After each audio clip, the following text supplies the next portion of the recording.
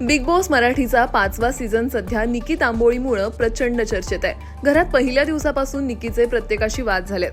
6व्या आठवड्यातही निकीचा मनमानी कारभार सुरू आहे. निकीच्या वागणुकीवर आता नेटकऱ्यांसह मराठी कलाविश्वातून संताप व्यक्त करण्यात येतोय.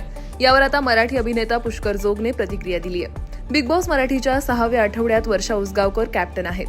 त्यांची कॅप्टन्सी सुरू झाल्यापासून घरात कोणतंही काम करणार नाही असा पवित्रा निकीनं घेतल्याचं दिसून आलं. निकीनं वर्षा यांच्याशी भांडताना, तुमच्या समोर मी आत बाथरूममध्ये जाऊन दाखवेन, मला अडवणारा अजून जन्माला आलेला नाही. तुम्ही मला हुकूम देऊ नका. कॅप्टन आहात तर कॅप्टनच राहा. इथं बादशाह नका होऊ, माझा बाप बनू नका. समजलं ना? कॅप्टनच्या हैसियतमध्ये राहा, असं म्हणलं.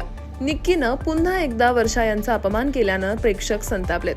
निकी तांबोळीच्या खेळाबद्दल पुष्कर जोगने सोशल मीडियावर पोस्ट करत संताप व्यक्त केलाय.